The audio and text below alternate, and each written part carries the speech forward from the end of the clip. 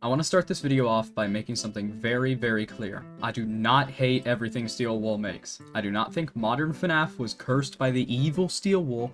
I loved both Help Wanted games, and I even really enjoyed Security Breach.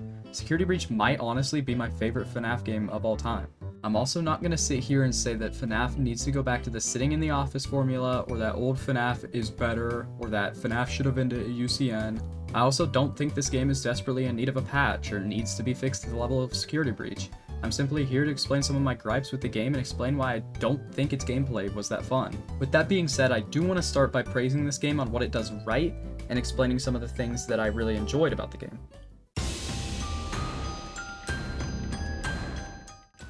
I think this game's story is absolutely amazing, and in my opinion it almost balances out all of the complaints that I have with the gameplay.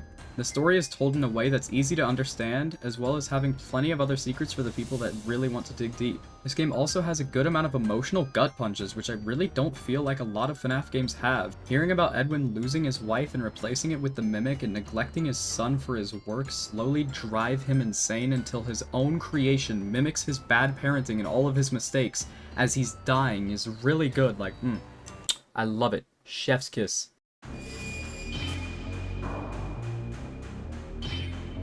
I'm gonna keep this part short because I really don't think it need to explain myself here. The game looks good. It's not super oily like Security Breach, and it fits the old-timey aesthetic very well. I like that this game is set in the oldest time that we've seen, being set in 1979. Again, I really don't have to explain myself here. The game looks good. No-brainer.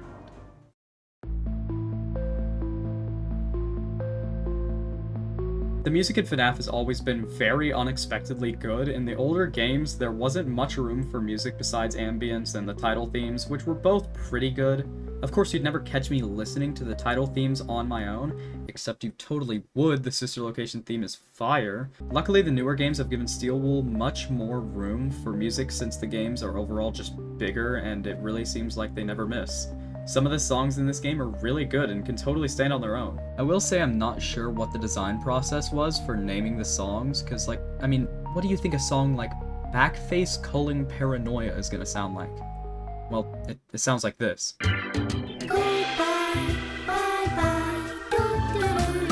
There's lots of other small things that I really like about the game, but I'll just explain those as I go.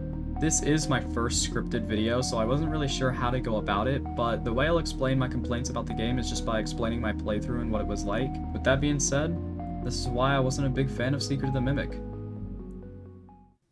This game plays like Poppy Playtime. The game starts off with the main character you control, Arnold, being told why he needs to go to Murray's Costume Manor to collect the blueprints for the Mimic. I actually didn't know you could skip this cutscene until later on when I found out on my third playthrough. There's absolutely no indicator that you could do this, but I'm glad it's possible. Once you arrive, the game teaches you the controls, and you enter the building to see this amazing performance by Mr. Helpful. Other than having no idea you could skip the opening cutscene, I think all of the beginning section is really fine. It explains the game's mechanics extremely well, and it gets you excited to play the game. You eventually get to what is sort of the main hub area for the game, and you learn how to use the computers, the inventory system, and the generators that make you look like you're jacking off. You also get introduced to the Fortnite Nitro puzzles, which I think are fun. I don't think they're too difficult or punishing, and honestly enjoyed them more than some of the other puzzles in the game. One thing I do have to complain about is the controls. This game was very clearly made to be played on a controller. Trying to spin these cranks and spin the Nitro puzzle pieces can be a huge pain, even though it really shouldn't be. The circling motion just makes so much more sense on a controller than a mouse. Not to mention one of the more annoying things, which is sometimes when you finish cranking the cranks, or when you complete anything that requires the spinning motion, your character's camera will just fly off in the direction you were moving. This could be so much more annoying than you may think, and it even caused me to die a few times. You can see even people like Tetrabit Gaming having this happen to them. It's such an awkward transition, it just makes things so much harder than they need to be. Anyways, after you complete the first Nitro puzzle and return to the main area, you're introduced to the main villain of the game, the Mimic. And if I'm being honest, he really isn't that much of a threat. His AI is definitely not as dumb as Security Breach. In that game, you can literally just be walking and they'll lose track of you. But in this game, they give you so many tools to counter the Mimic, it's not even funny. You can use the rat toys, the lockers, the hanging chains, the mannequins, and the buttons that play music. At least in Security Breach, there's multiple threats. This game is like if you took FNaF 3 and gave yourself doors, a flashlight, a phaser blast gun, fucking pepper spray, bananas for Springtrap to slip on. This game is piss easy, and I'll talk about something later that makes the game even easier. After this, you go up an elevator and are introduced to Jackie, and after pulling his crank off, you end up in the game's first chase, the Jackie chase. It starts off by you falling into a hole and transitioning being somewhere under the manor, and after flipping the first lever, the chase begins. You run and get into a super intense elevator.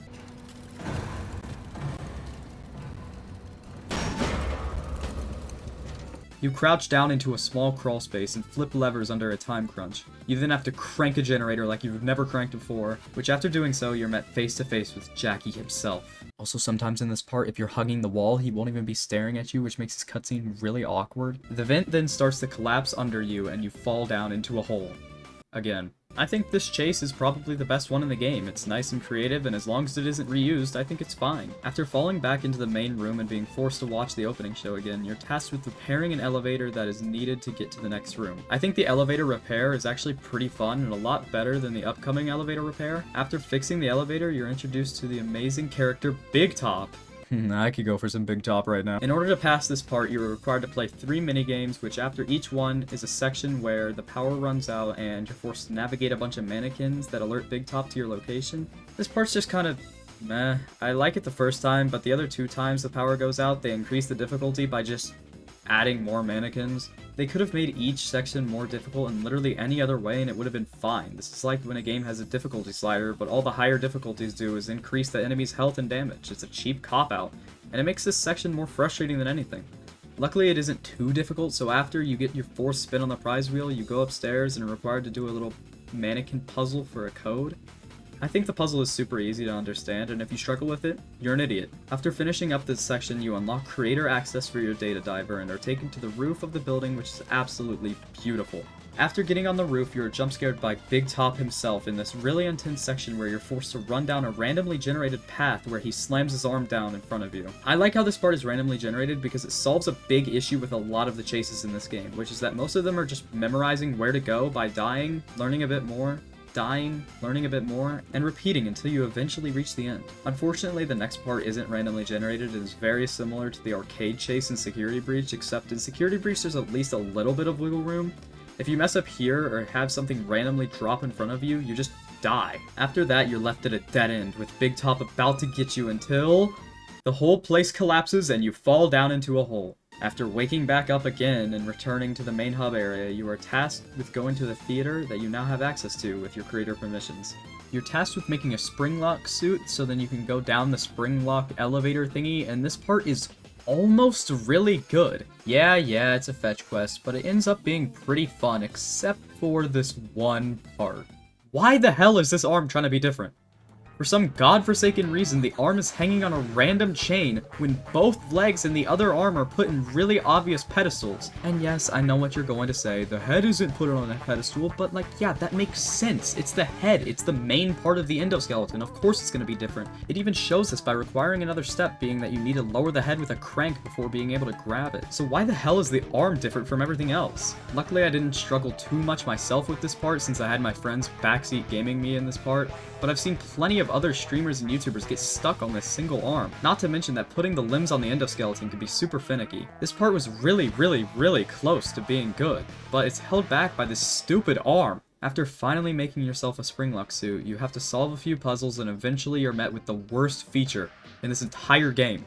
And I am not exaggerating. The crane puzzle. I can tell you exactly why this part is boring just by showing you footage of the game.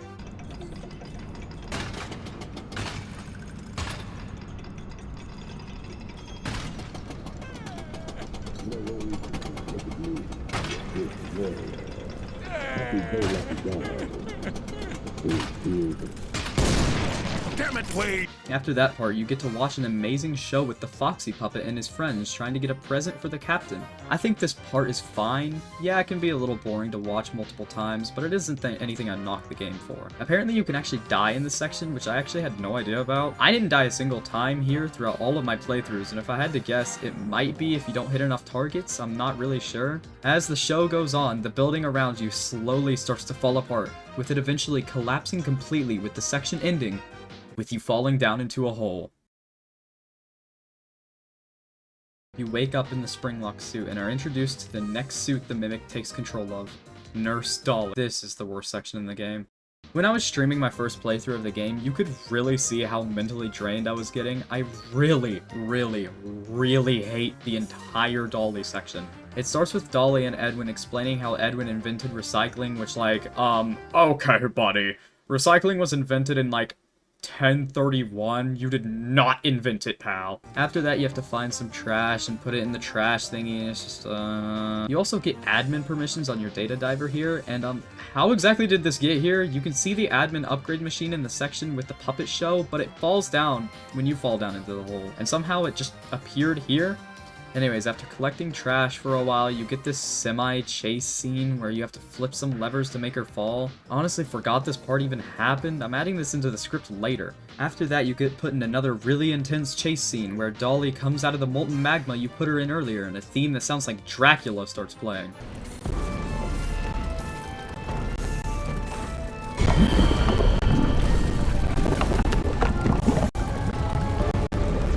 This chase lasts like 5 seconds, and it isn't even really a chase. I found a clip of a person literally walking through the entire thing. After seeing Dollie almost get you, you have to crank your generator again, and then are put in a part that, in my opinion, is so terrible, it might even be my least favorite part. You have to sit back and wait for Dollie to walk past, and you can't uncrouch or else, she'll hear you.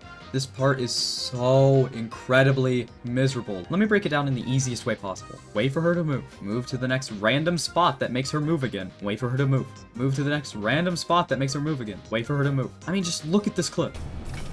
That's what I think. But story-wise, okay, as I told Alex, Seamus, I like this to understand the story, but they didn't actually give us full disclosure at the end on what happened next. After finally making it past this section, you're put in the second and final elevator repair section. Since this repair section is farther into the game and you've learned many new mechanics, how do you think they increased the difficulty here? Maybe they added a few more tasks, or maybe they even implemented the data diver in some way. They just made Fiona, the person giving you the instructions, a complete dumbass. Amazing. The way they made the difficulty higher is just by making the instructions more unclear. Now, I know what you're gonna say, Weston, I literally beat this part first try. You must have a skill issue. And to that I say, fine. Maybe I do have a skill issue. I guess that also means Astral Spiff has a skill issue. I guess that means Dawko has a skill issue. I guess that means 8-Bit Ryan has a skill issue. I guess they all just have skill issues. Whatever, I'm not going to harp on about this. This script is getting long enough. You meet back up in the main area and are tasked with going to the big room that you've been standing in front of the entire time to get the last upgrade you need to finally get the Mimic's files. The first room has Chica in it, and you have to go around and find 3 pieces to the Nitro puzzle in order to turn the power on. I think this part is pretty good, honestly, and if they keep this momentum, I could see the game turning itself around immediately. What could the next room be?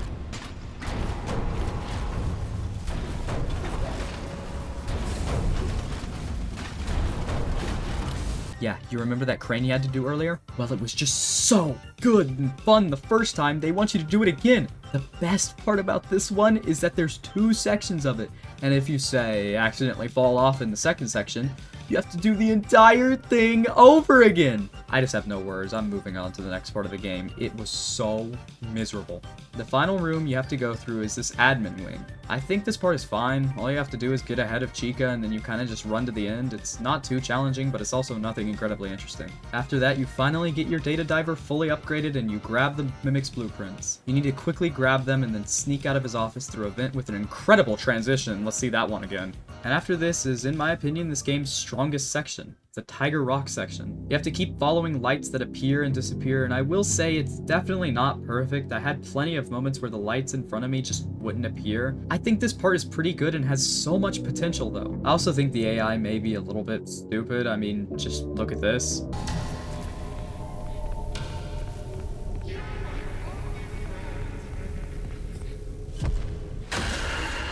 What the fuck was that? This part is really good, I just think it could use a little more polish. After this, you're finally done, and you're given the option to hand over your data diver and leave the building. If you do this, you get this game's bad ending, but if you decide to stay and use the secret option you've unlocked once you get your executive permissions, you can crouch under a couch and enter this game's good ending. I'm not going to talk about it too much, because I think this part of the game is honestly pretty good. The elevator section with Big Top was nice. Going back to this FNaF 1 ripoff and solving the spring lock puzzle was pretty cool too. And the finale taking place in Edwin's house is really cool, as well as the puzzle actually being really good. This is genuinely the best puzzle in the game. After finishing up the puzzle and taking a train back to the manor, you're met with one final mimic chase. Honestly, it's really underwhelming. You run down a hallway, and after flipping some levers— oh wait, we've done this before. You have to run down a hallway with things appearing in front of you. Oh wait, we've also done this before. But instead of him slamming his arms down, these little midget robots appear in front of you. Eventually, you take one last train ride and see that the whole manor is burning down to the ground. Really glad this ending has some amazing creativity with the idea of the entire place burning down. That's never been done before. I'm literally adding this in while editing because I completely forgot the mimic chase even happened. It's just a rehashed ideas from earlier sections and the place burning down for like the 5th game in the series. Also, the ending cutscene is basically the same as the bad ending. The mimic is just in your car again. What's even the point?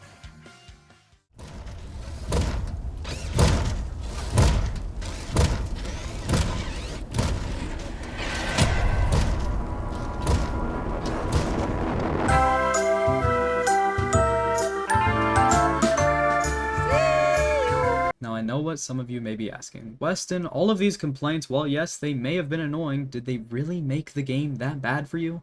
And to that, I want to take you on a journey through my playthrough of the game, while talking about this game's secret ending. My first playthrough went fine. I got the bad and good ending and thought the game was kind of boring, but I did like the ending section. Now, to get this game's secret ending, you need to get all 25 hidden collectibles and then play this secret moon minigame, which I'll just get out of the way really quickly. I think it's good, I don't have any complaints. I can see why speedrunners don't like it because they have to replay it and it does take a long time and is really boring for like other playthroughs, but other than that, I think it's fine. I like what it adds to the game, and I thought it was really interesting. Anyways, I obviously hadn't collected everything, and seeing after I beat the game there was this new Game Plus option, I decided to do a second playthrough of the game. I went through the entire thing, spent about 3 hours re-beating everything, and then started collecting things that I had missed. There was one collectible I had to go to the admin wing, so I went over there, and the elevator was stuck, with no way to get it back up. I looked around everywhere and found nothing. I was completely stuck, and with no other options, I left and gave up and quit out of the game and started a third playthrough. Another 4 hours later, I finally made it to the end of the game. I decided while I was doing this playthrough, I would go ahead and get all the audio logs too for an achievement. One of the audio logs being in the final room of the good ending. So I run into the room, press the little button, run back, and the door I needed to go through locked behind me.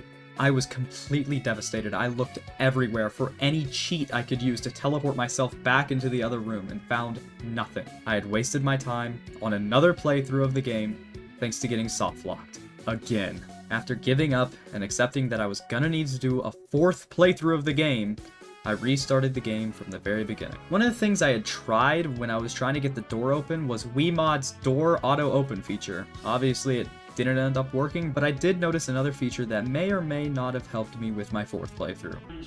Weston, no amount of speed is going to make the crane section faster. Oh my god. No way! Oh, that's Oh my god. That is awesome! Can I come in that light with you? He won't let you. Oh, okay. I'm gonna go over here. You need the star plushie. Oh. Oh no. Oh no, he's mad. Run. Go. He'll never catch me. Yeah, he'll probably play. Okay. Eventually, after finally making it back, I turned off my cheats and went for this game's secret ending, which I honestly thought was pretty good. I liked the puzzle and thought this part of the game was really emotional. One thing I'm not sure I like is why do they keep bringing back old games for no reason? It was cool in Security Breach the like 3 times they did it, but dude, how many times can you just go, guys, look, it's the FNaF 4 location! And then all the little kiddies can soy jack it and go, whoa, it's like an old game! And then Dawko can scream about it and get a bajillion views. Hello? Anyways, after the emotional scene of seeing the mimic start mimicking David and watching as he drifts off to sleep, the next section of the game starts with— wait, what? Why are the credits rolling? That's it? The game just ends there? Every other ending has some sort of closure and puts you in a cutscene, which shows exactly what happens. This ending just ends. What happened to Arnold? Did he just sit there and watch the mimics sleep for the end of time? What happened with Dispatch and his job that he was sent there to do? Why does it just end like that?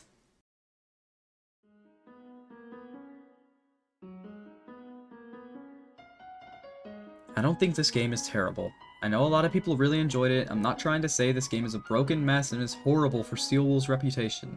I just really didn't enjoy it myself and wanted to talk about some of the complaints I had. Because, hey, maybe somebody else had some similar stories or complaints. After my 4th playthrough, I did end up doing an entire 5th playthrough of the game to get all of the mail so that I would have the game fully 100% done. If you like this game, then I think that is great.